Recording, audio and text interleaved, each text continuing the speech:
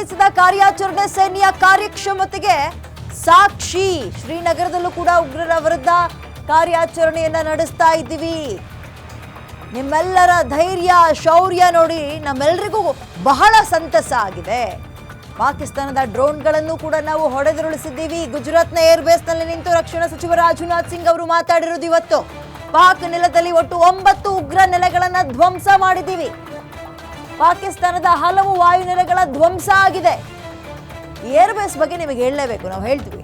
ಇಡೀ ವಿಶ್ವವೇ ಭಾರತದ ಈ ಪರಾಕ್ರಮವನ್ನು ತಿರುಗಿ ನೋಡ್ತಾ ಇದೆ. ಅಂಡ್ ಇದು ಕೇವಲ ಟ್ರೇಲರ್ ಅಷ್ಟೇ. ಪ್ರಧಾನಿ ಮೋದಿ ಸಾರಥ್ಯದ ಹೊಸ ಭಾರತದ ಸಂದೇಶವನ್ನ ನೀವು ತಲುಪಿಸಿದ್ದೀರಿ. ಈ ದೃಶ್ಯಗಳನ್ನ ಭಾರತದ ಜನರೇ ವಿಡಿಯೋ ಮಾಡಿದ್ದಾರೆ. ಆಪರೇಷನ್ ಸಿಂಧೂರ್ ಮುಕ್ತಾಯ ಆಯ್ತಂದ್ರೆ ಖಂಡಿತವಾಗ್ಲೂ ಇಲ್ಲ, ಇನ್ನೂ ಮುಕ್ತಾಯವಾಗಿಲ್ಲ. ಅವರಿಗೆ ಒಂದು ಕದನ ವಿರಾಮದ ಬ್ರೇಕ್ ಕೊಟ್ಟಿದ್ದೀವಿ. ಸಮಯ ಬಂದಾಗ ಪೂರ್ಣ ಸಿನಿಮಾವನ್ನ ಇಡೀ ವಿಶ್ವಕ್ಕೆ ತೋರಿಸ್ತೀವಿ ಅಂತ ರಾಜನಾಥ್ ಸಿಂಗ್ ಗುಜರಾತ್ನ ಏರ್ಬೇಸ್ನಲ್ಲಿ ನಿಂತು ಇವತ್ತು ಅಬ್ಬರಿಸಿದ್ದಾರೆ. ನಿನ್ನೆ ಶ್ರೀನಗರಕ್ಕೆ ಹೋಗಿದ್ರು.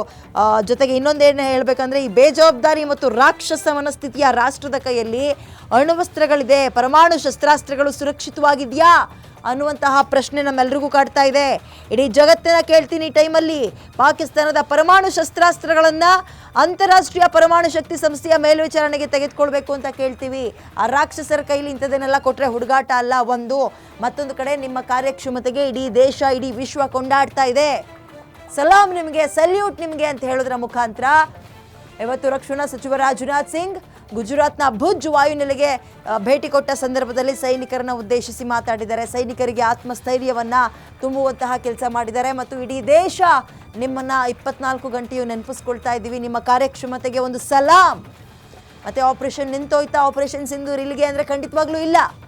ಹೊಸ ಭಾರತದ ಸಂದೇಶವನ್ನು ಮೋದಿಯವರು ಮೆಸೇಜ್ ಕೊಡುವಂತೆ ಒಂದು ಆಗ್ತಾ ಇದೆ. ಅದೆಲ್ಲದಕ್ಕೂ ಕಾರಣ ನೀವು, ನಮ್ಮ ದೇಶದ ಸೈನಿಕರು ನೀವು ಅಂತ ಹೇಳೋದ್ರ ಮುಖಾಂತರ ಪಾಕ್ನ ಒಳಗೆ ನುಗ್ಗಿ ಎಷ್ಟು ಉಗ್ರರ ನೆಲೆಗಳನ್ನು ಉಡೀಸ್ ಮಾಡಿದ್ವು ಮತ್ತು ಪಾಕಿಸ್ತಾನದ ಏರ್ಬೇಸ್ಗಳನ್ನು ಹೇಗೆ ಹೊಡೆದಾಕಿದೀವಿ ಅನ್ನುವಂಥದ್ದನ್ನ ನಮ್ಮ ದೇಶದ ಏರ್ಬೇಸ್ನಲ್ಲಿ ನಿಂತ್ಕೊಂಡು ಮಾತಾಡ್ತಾ ಇದ್ದಾರೆ. ಇದನ್ನು ಬಹಳ ಸೂಕ್ಷ್ಮವಾಗಿ ಗಮನಿಸಬೇಕು. ಅಂದರೆ ಈ ಏರ್ಬೇಸ್ಗಳಿಗೆ ಯಾಕೆ ಭೇಟಿನ ಕೊಡ್ತಾ ಇದ್ದಾರೆ? ರಾಜನಾಥ್ ಸಿಂಗ್ ಅವರು ನೆನ್ನೆ ಕಾಶ್ಮೀರದ ಶ್ರೀನಗರಕ್ಕೆ ಹೋಗಿದ್ರು. ಅಲ್ಲೂ ಏರ್ಬೇಸಲ್ಲಿ ನಿಂತ್ಕೊಂಡು ಸೈನಿಕರನ್ನ ಉದ್ದೇಶಿಸಿ ಮಾತಾಡಿದರು. ಇವತ್ತು ಗುಜರಾತಿಗೆ ಬಂದಿದ್ದಾರೆ, ಅಲ್ಲೂ ಕೂಡ ಏರ್ಬೇಸ್ನಲ್ಲೇ ನಿಂತ್ಕೊಂಡು ಸೈನಿಕರನ್ನ ಉದ್ದೇಶಿಸಿ ಮಾತಾಡಿದರು. ಸೊ ಅಲ್ಲಿಗೆ ಅರ್ಥ ಪಾಕಿಸ್ತಾನ ಸುಳ್ಳು ಸುದ್ದಿಯನ್ನು ಹಬ್ಬಿಸ್ತಾ ಇತ್ತಲ್ಲ. ಏನೇಳಿ ಅವ್ರ ಏರ್ಬೇಸ್ನ ಹೊಡೆದಾಕಿದೀವಿ, ಅಷ್ಟು ಹೊಡೆದಾಕಿದೀವಿ, ಇಲ್ಲಿ ಹೊಡೆದಾಕಿದೀವಿ ಅಂತ.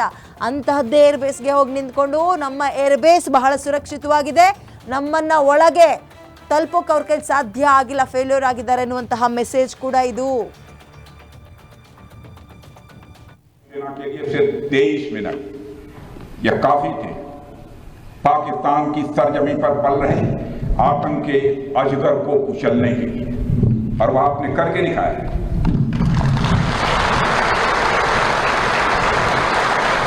और मैं ये कहूं, ये कहना गलत नहीं होगा, जितनी देर में लोग नाश्ता पानी निपटाते हैं उतनी देर में आपने दुश्मनों को निपटा दिया.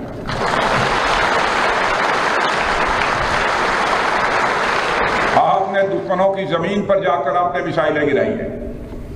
उसकी गूंज केवल भारत की सीमाओं तक ही सीमित नहीं रही है, बल्कि सारी दुनिया ने सुना है मेरे दोस्तों, सारी दुनिया ने सुना.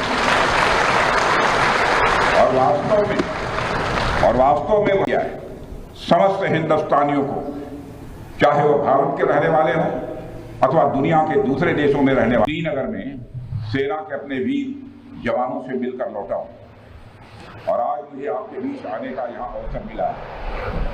कल मैं भारत के उत्तरी भाग में जवानों से मिला था, और आज मैं भारत के पश्चिमी भाग में अपने एयर वॉरियर्स और अन्य जवानों से भी यहाँ मिल रहा हूँ.